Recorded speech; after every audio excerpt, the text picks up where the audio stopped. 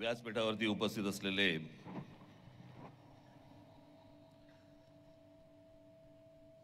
माझे मित्र, माझे जुने सहकारी नारायणराव राणे,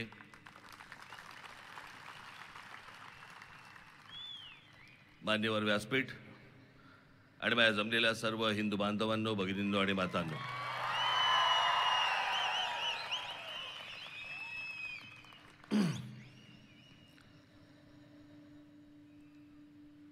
खरं तर त्या दिवशी गुढीपाडव्याच्या मेळाव्यामध्ये मी पाठिंबा जेव्हा जाहीर केला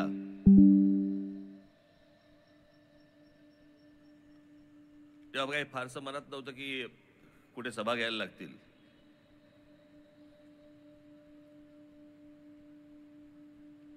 पण नारायणरावांचा फोन आल्यानंतर मी त्यांना नाही म्हणू शकत नाही.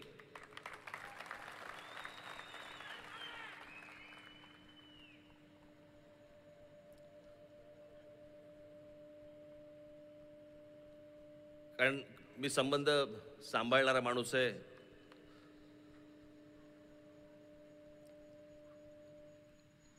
खरं तर नारायणरावांना या प्रचार सभेची किंवा माझी या मतदारसंघामध्ये आवश्यकताच नाही. ते निवडून आलेलेच आहेत. हे मी तुमच्या टाळ्यांसाठी बोलत नाहीये.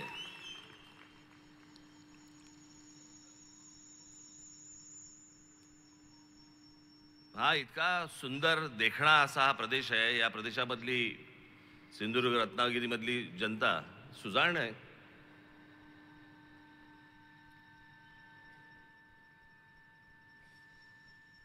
साधी गोष्ट बघा, मी सुजाण अशा अर्थाने बोलतोय की महाराष्ट्र राज्याला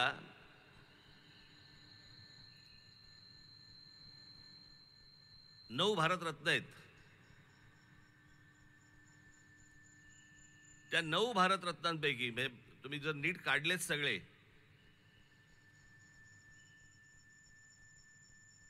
तर त्या 9 भारतरत्नांपैकी जवळपास 7 भारतरत्न हे एकट्या कोकणामधून जातात.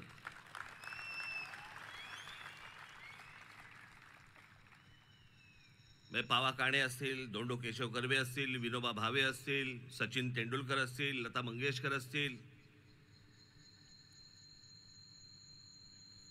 भीमसेन जोशी असतील, बाबासाहेब आंबेडकर. आमचे बाबासाहेब देखील इथले. त्यांचा जन्म इंदोरचा, पण सगळं काही झालं. आणि त्यातलं सगळ्यात महत्वाचं म्हणजे त्यातले 4 भारतरत्न हे एकट्या दापोलीतले आहेत.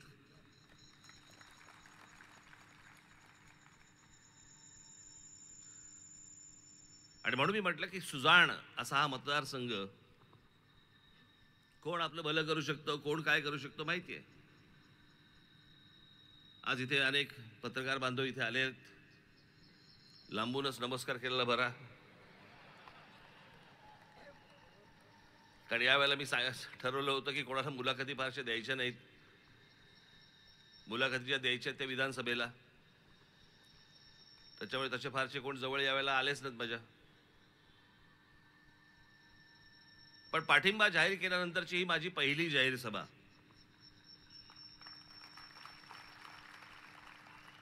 आणि मग मी तो पाठिंबा का जाहीर केला, कशासाठी केला, हे मला असं वाटतं मी गुढीपाडव्याच्या सभेमध्ये मी सांगितलं होतं.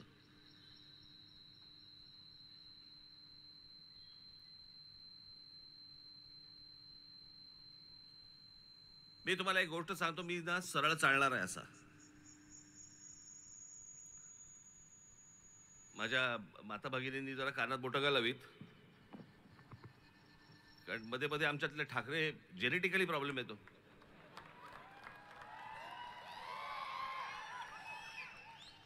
त्याच्यामुळे विचार करताना ना बैलासारखा, बैल जसा मुततो ना तसा विचार नाही करत. बैल चालता चालता मुततो असा असा. मला एखादी गोष्ट समजा पटली तर पटली, मला एखादी गोष्ट जर समजा नाही पटली शेवटपर्यंत नाही पटणार. तसं 2014 ते 2019च्या दरम्यान ज्या काही गोष्टी केंद्र सरकारकडनं झाल्या, नरेंद्र मोदींकडनं झाल्या, काही गोष्टी ज्या झाल्यात मला नाही पसंत पडल्या. ज्या बाबतीत मी 2019च्या सभेमध्ये मी जाहीर त्यांचे स्क्रीनवरती ते दाखवून पण जाहीर विरोध केला त्या गोष्टीला. काही गोष्टी नाही पटल्या, ज्या आजही नाही पटत मला.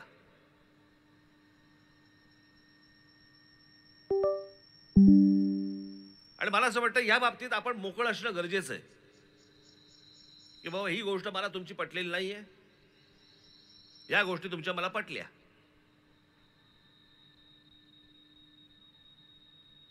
मग ती नोटबंदीची असेल, पुतळ्यांची असेल,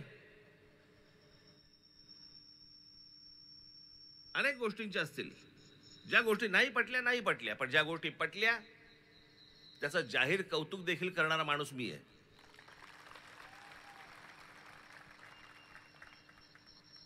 ज्या प्रकारचं 370 कलम काश्मीरमधनं रद्द झालं, किती वर्ष ऐकतोय.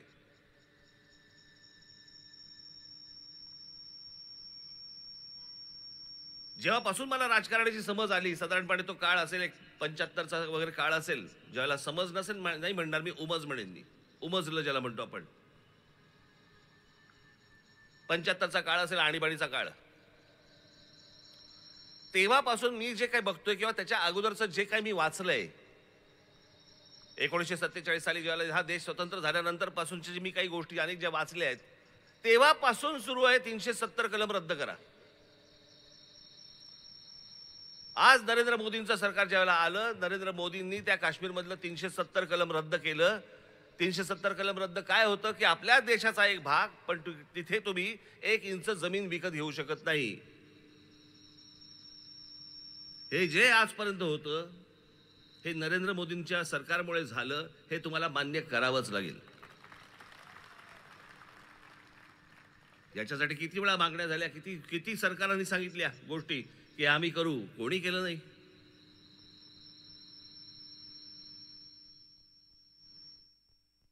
ज्यावेळेला बाबरी मशिदीचा विषय ज्यावेळेला आला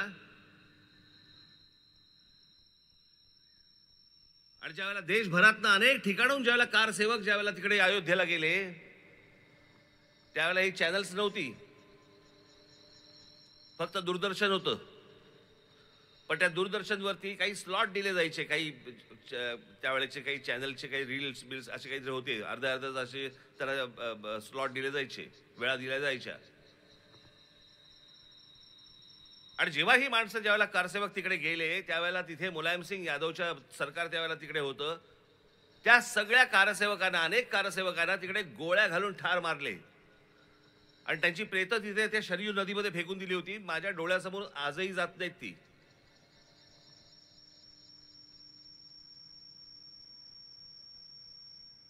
कोण कुठचा बाबर आणि कुठच्या बाबराला सांभाळणारे आमच्याकडच्या अवलादी.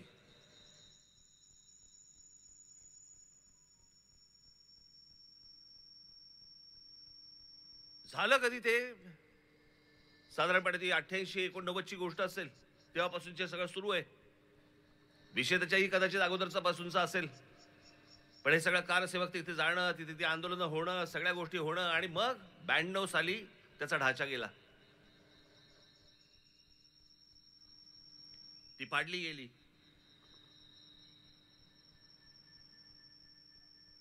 ब्याण्णव साली झालेली गोष्ट आहे ती, 92 साली. त्यावेळेला त्याच्या अगोदर ते सगळे कारसेवक जेव्हा मारले गेले, आणि आता नरेंद्र मोदींचं सरकार असताना कोर्टामधनं राम मंदिर बांधायची परवानगी मिळाली, आणि आज त्यातला पहिली फेज ज्याला आपण म्हणतो, पहिला भाग राम मंदिराचा आज उभा राहिला. तिकडे रामलल्ला तिथे उभे राहिले, प्रतिष्ठापना झाली. जसं काश्मीरचं झालं तसं राम मंदिराचंच आहे. मी तुम्हाला निश्चित सांगतो की हे नरेंद्र मोदींचं सरकार आणि त्या काळातलं सुप्रीम कोर्ट यांच्यामुळे हे राम मंदिर उभं राहिलं आणि त्या कारसेवकांच्या आत्म्यांना शांती मिळाली. नाही ते शक्य नव्हतं. ज्या गोष्टी योग्य आहेत त्या योग्य आहेत, ज्या गोष्टी अयोग्य आहेत त्या अयोग्य आहेत.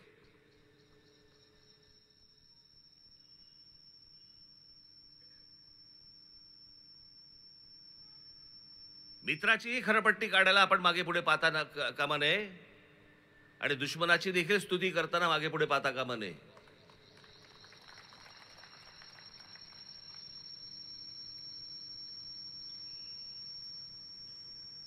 आणि मग मी विचार केला या सगळ्या गोष्टींमध्ये या देशाचं काय झालंय. या देशामध्ये ज्याला उभी फूट हा जरा थोडासा विचित्र शब्द वाटतो, पण व्हर्टिकल स्प्लिट ज्याला म्हणतो आपण, उभी फूटच म्हणता येईल त्याला. एक तर तुम्ही मोदींच्या बाजूने असा किंवा एक तर मोदींच्या विरोधात असा. 2019ला मी जे बोललोय ना, आजचे जे आहेत ना विरोधी पक्ष, यांची हिंमत नाही त्या गोष्टी बोलायची.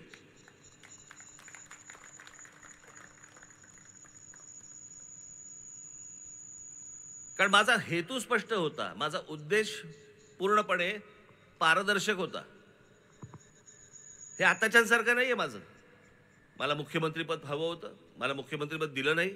मला ही गोष्ट हवी होती, मला ती गोष्ट दिली नाही म्हणून मी विरोधात. ही नव्हतं तसं. मला भूमिका नाही पटली म्हणून मी विरोधात केला.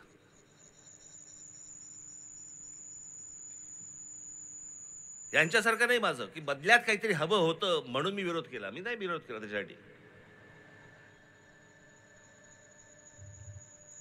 आणि जर समजा काल उद्धव ठाकरे इकडे येऊन गेले ना, हे तुमचं ज्याला ते अडीच वर्षाचं जे काही झंगाड होतं ना, 2.5 वर्ष मला द्या, 2.5 वर्ष तुम्हाला घ्या. समजा असं पकडूया की त्यावेळेला भारतीय जनता पक्षाने मान्य केले असते तुमची 2.5 वर्ष, आज बोलला असतात का? हे जे आज तुम्ही जे बोलतात हे बोलला असतात का? नसता बोललात. कारण सत्तेचा बोळा कोंबला असता तोंडात. मग आता काय बोलणार?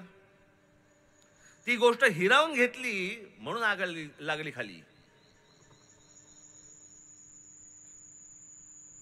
नाही तर कशाला बोलतायत?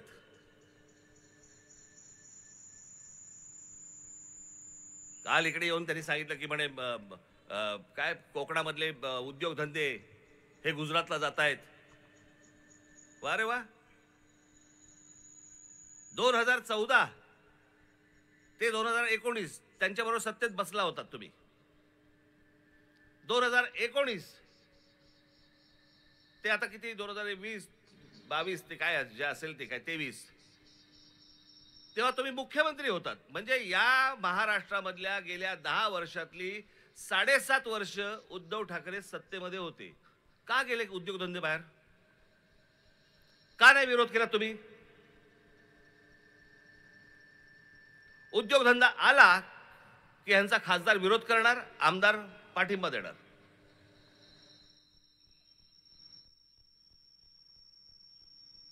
आपण का विरोध करतो ते तरी माहितीये का? माहित नाही.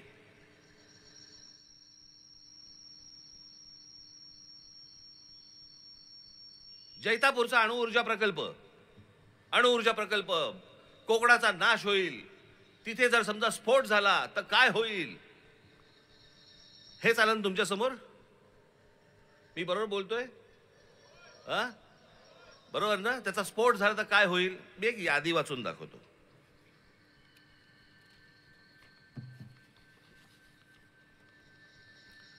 मी जगातलं बोलतच नाही, मी फक्त भारतातलं बोलतोय. आत्ता भारतामध्ये अणुऊर्जा प्रकल्प कुठे कुठे आहेत? काकरापार पॉवर स्टेशन गुजरात, स्थापना 1993. Madras atomic power station Tamil Nadu, स्थापना 1984. नारोरा atomic power station Uttar Pradesh, स्थापना 1991. कासगा ऑटोमिक पॉवर स्टेशन कर्नाटक, स्थापना 2000. Rajasthan atomic power station 1980. Tarapur अणुऊर्जा प्रकल्प महाराष्ट्र 1969. कुंदकुलम अणुऊर्जा प्रकल्प तामिळनाडू 2013. एवढे अणुऊर्जा प्रकल्प आत्ता भारतामध्ये आहेत.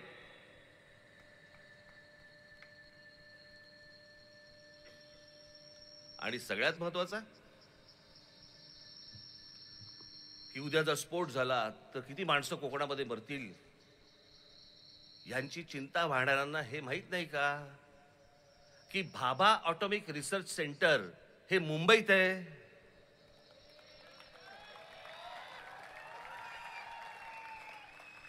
न्यूक्लिअर रिॲक्टर स्फोट झाला तर कसला स्फोट होतो? न्यूक्लिअर रिॲक्टरचा स्फोट होतो. न्यूक्लिअर रिॲक्टर मुंबईत आहे.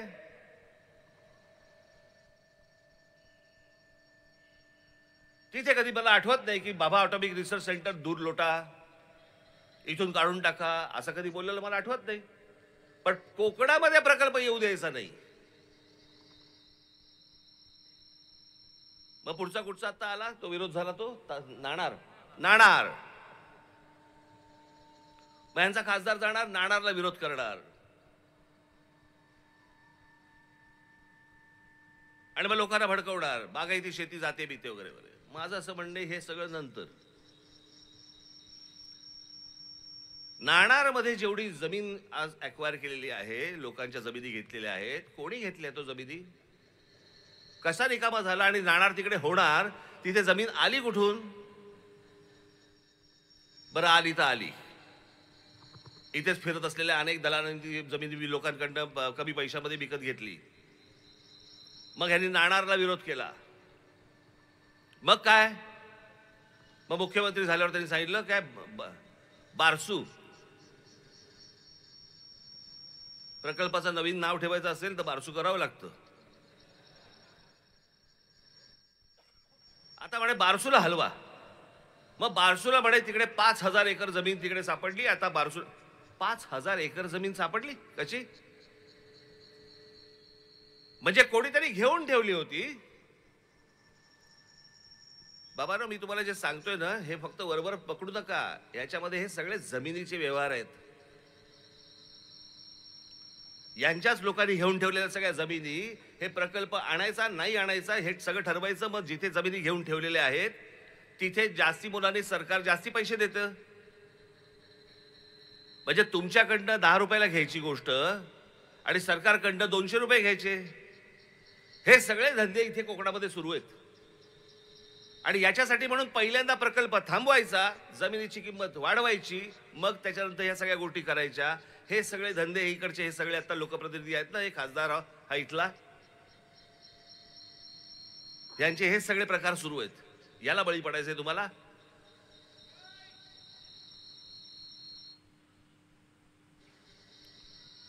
कोकण रेल्वे ह्याच कोकणाबंद झाली ना हो? किती वर्षात झाली? तेव्हा असले हे दलाल वगैरे फिरत नव्हते इथे कोकणामध्ये, म्हणून पटकन झाली कोकण रेल्वे. या कोकणामध्ये चांगले उद्योग यावेत, प्रदूषणमुक्त प्रकल्प यावेत. खरंच प्रत्येकाची इच्छा आहे. हे बाजूचा गोवा बघा, खरंच प्रत्येकाची इच्छा. अख्खं जग तिकडे गोवा जातं, बघा. जग.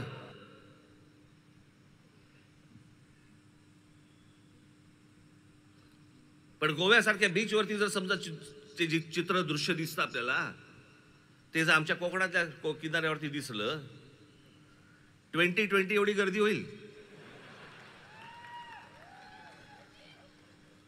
आणि मग आमच्याकडचं काय पालीभूत असतं काय? आमची संस्कृती बिघडते, आमची संस्कृती खराब होते. 2 वेळचं अन्न देऊ शकत नाही अशी कोणती संस्कृती हो?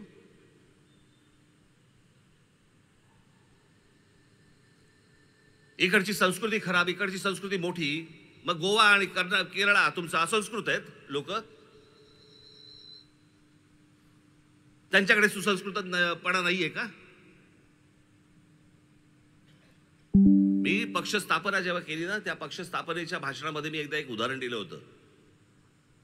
आज मी ते पुन्हा तुम्हाला एकदा उदाहरण देतो. नवं उघडलं होतं त्यावेळेला. मी मलेशियाला गेलो होतो आणि मलेशियाला गेलो असताना तिकडे एक जेंटिंग हायलँड नावाची एक जागा आहे. आता अनेक लोक गेली असतील. मी जेव्हा गेलो त्यावेळेला एक हॉटेल होतं फक्त तिकडे. म्हणजे साधारणपणे किती अंतर असेल पकडूया आपण, मुंबई ते माथेरान एवढं अंतर आहे. तिथे पोहोचलो आम्ही. सहज आपला चोची मारत होतो. म्हटलं खाली जरा विचारपूस केली. म्हटलं किती हॉटेल मोठं होतं ते, पण एकच हॉटेल होतं. म्हटलं काय रे, म्हटलं इथे ऑक्युपन्सी किती आता? ते बोले 100%. म्हटलं 100% ऑक्युपन्सी? म्हटलं काय आहे का इथे? ते बोले इथे कसिनो आहे. म्हटलं बरं. संध्याकाळी मी शर्मिला, अजून आमच्या बरोबरचे अजून कोण कोण दोघे तिघे जण होतो. आम्ही खाली कॅसिनोमध्ये गेलो. मला जुगार खेळता येत नाही. मी 5 वर्षातनं एकदा खेळतो.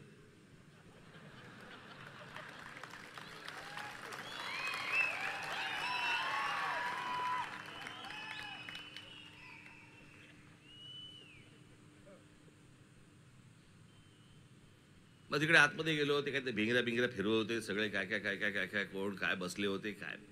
10 मिनिटात आम्ही बाहेर पडलो. म्हटलं हट, म्हटलं बाहेर पडू. पण बाहेर आलो. तिकडे एक बार होता. म्हणजे काय सांगायला नको ना. हा, आपला तिथे बसलो आणि माझं सहज असं वरती लक्ष गेलं. तिथे एवढी मोठी एक पाटी लिहिली होती. एवढी मोठी पाटी होती त्या बारमध्ये. आणि त्याच्यावरती लिहिलं होतं, मुस्लिम्स आर नॉट अलाउड. मुसलमानांना येथे परवानगी नाही. आता तुम्हाला गंमत सांगतो. मलेशिया हा देश मुस्लिम देश आहे. म्हणजे विचार करा. आता हा जसा एक हिंदूंचा देश आहे म्हणून आपण मान्य करतो, बरोबर आहे, असं बोलतो आपण. आपल्याकडच्या एखाद्या रेस्टॉरंटमध्ये, एखाद्या बारमध्ये जर समजा अशी पाटी लावली असेल की या इथे बारमध्ये हिंदूंना परवानगी नाही, काय कराल तुम्ही?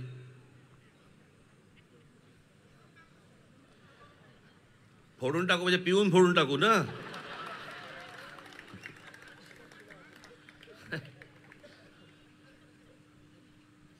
पण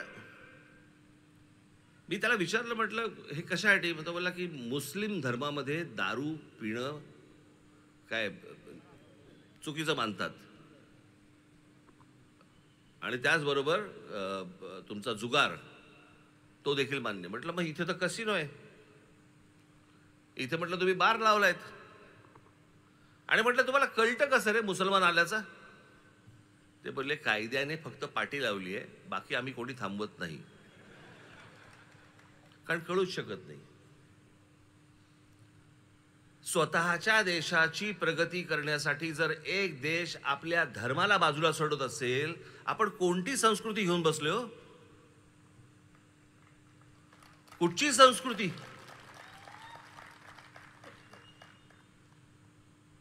आणि मग आपला जो काय बाणा म्हणू आपण की बाय इथे आम्ही या गोष्टी होऊ देणार नाही, आम्ही ही गोष्ट होऊ देणार नाही, आम्ही ती गोष्ट होऊ देणार नाही. बाकीची राज्य पुढे चालली आहेत.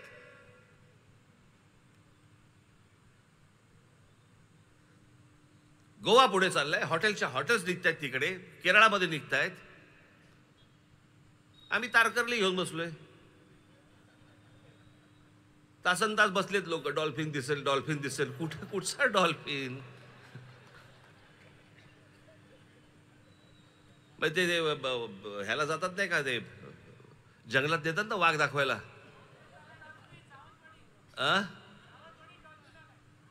सावंतवाडीत डॉल्फिन आलाय.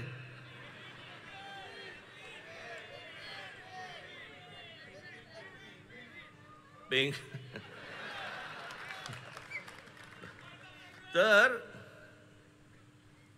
मला तुम्हाला सांगण्याचा उद्देश असा की या सगळ्या बाजूने इतका सुंदर प्रदेश मी तुम्हाला सांगतो. म्हणजे आपल्या कोकणामधला हा संपूर्ण प्रदेश आपला जो आहे ना, त्याला जैवविविधता म्हणतात त्याला. इतक्या वेगवेगळ्या प्रकारची झाडं, पानं, फुलं, या सगळ्या गोष्टी, त्याच्यामध्ये वेगवेगळ्या प्रकारचे पक्षी, प्राणी, असं हे संपूर्ण आपला जो काय म्हणतो सह्याद्रीची रेंज आहे ना, ही आपली अख्खं सगळं जे आहे ना, खास करून हा सगळा प्रदेश, सिंधुदुर्ग, रत्नागिरी, हा सगळा प्रदेश, हा 2 नंबरला येतो जगात. 2 नंबरला. अमेझॉनच्या जंगलानंतर हा प्रदेश येतो. आणि या प्रदेशाचं आम्ही काय करतो? काही नाही. पावसाळ्याच्या दिवसामध्ये इथे फक्त लोक येतात, गाड्या लावतात, धबधब्याखाली उभे राहतात. हा इतका सुंदर प्रदेश व्हायला पाहिजे, याच्यामध्ये इतक्या प्रकारच्या गोष्टी यायला पाहिजेत. खरं तर बाकीचे कारखाने सोडून, नारायणराव, माझी तर इच्छा फक्त हॉटेल्स आणा इथे आणि इंग्लिश स्पीकिंग कोचिंग क्लासेस आणा.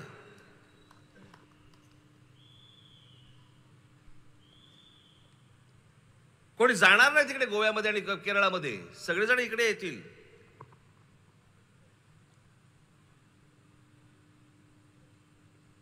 जेवढा वेळ मिळाला, मला अजूनही आठवतंय नारायणरावांचा, 6 महिने मिळाले होते मुख्यमंत्री पदाचे. जर पुढची 5 वर्ष मिळाली असती ना, कोणाला इथे प्रचाराला यायची गरजच लागली नसती.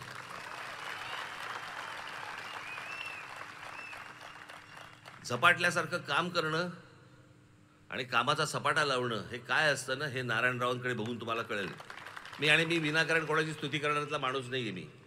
मला आजही आठवते, नेहमी बाळासाहेब सांगायचे, आम्ही कधी गप्पा मारत असायचो ना, मला ते सांगायचे, अंतुलेनंतर जर कामाचा कोणी जर वाघ बघितला असेल, सपाटा बघितला असेल, बोले आपले नारायणराव आहेत.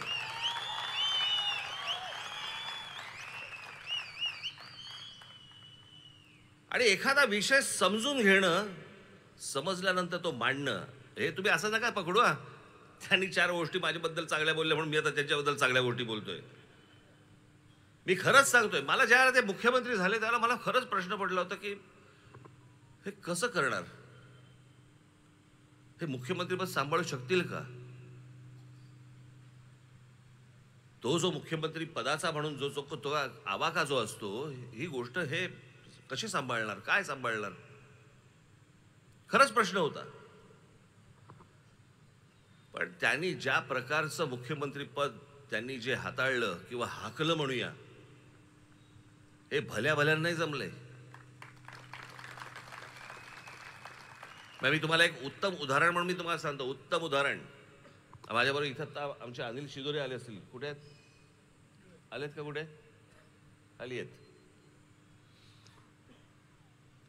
नारायणराव, तुम्ही कदाचित विसरून गेला असाल ही गोष्ट. हे आमचे अनिल शिदोरे एके दिवशी आपले मोठी संस्था, आपले अभयभंग माहिती आहेत ना तुम्हाला, सामाजिक संस्था ज्यांची अभयभंग, या अभयभंगांना घेऊन हे आमचे अनिल शिदोरे एके दिवशी नारायणराव मुख्यमंत्री असताना त्यांच्याकडे गेले. सभागृह चालू होतं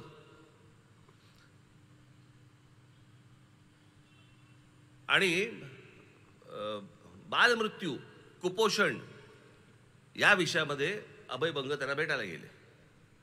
त्याला हे आमचे अनिल शिदोरे बरोबर होते.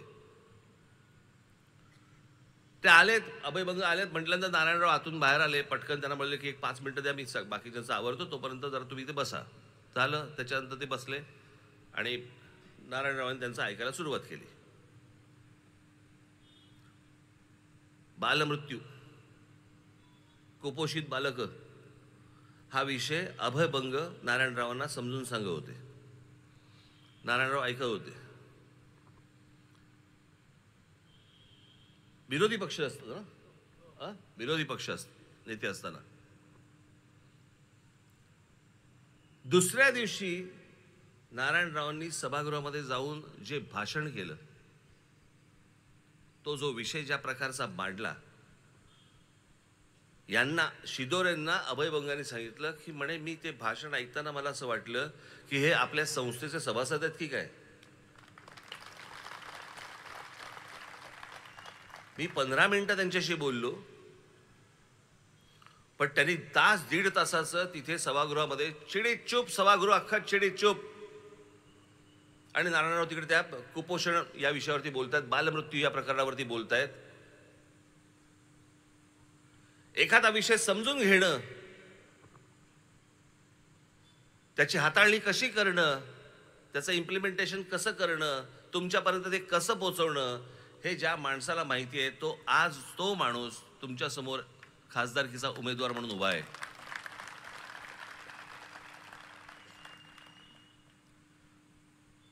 माझी सिंधुदुर्ग आणि रत्नागिरीच्या माझ्या सर्व माता भगिनींना माझी विनंती आहे, हात जोडून विनंती आहे, त्यांना निवडून द्या, ही तर विनंती आहे. पण तुम्हाला एक प्रश्न पण आहे.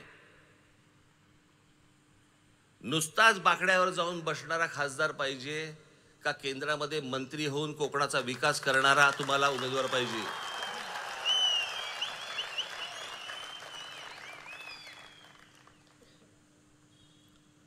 उद्या ज्या वेळेला नरेंद्र मोदींचं सरकार पुन्हा ज्या वेळेला तिथे बसेल, येईल, त्यावेळेला त्या केंद्रीय मंत्रिमंडळामध्ये आमचे नारायणराव राणे देखील पुन्हा एकदा असतील.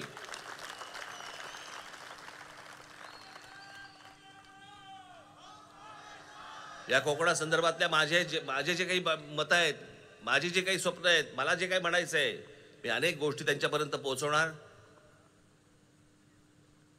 आणि त्यांच्याकडे गेल्यानंतर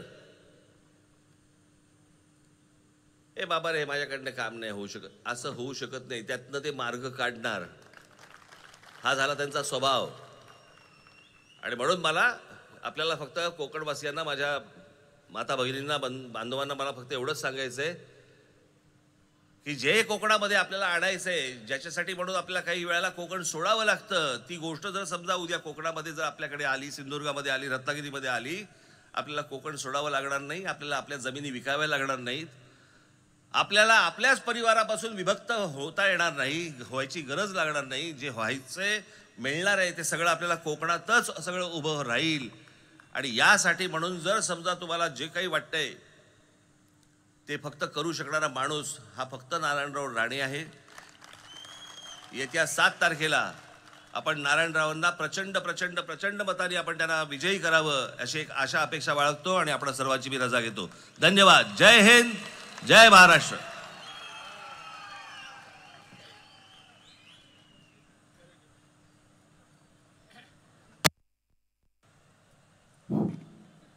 अच्छा, या प्रचार सभेची सांगता राष्ट्रगीताने होईल. जनगण मन अधिनायक जय हे भारत भाग्य विधाता, पंजाब सिंध गुजरात मराठा द्राविड हिमाचल यमुना गंगा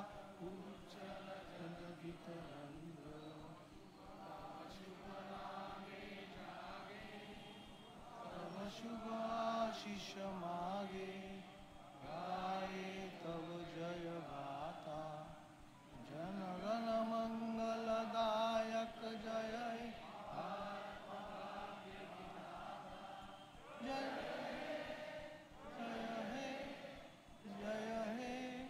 जय जय जय. भारत माता की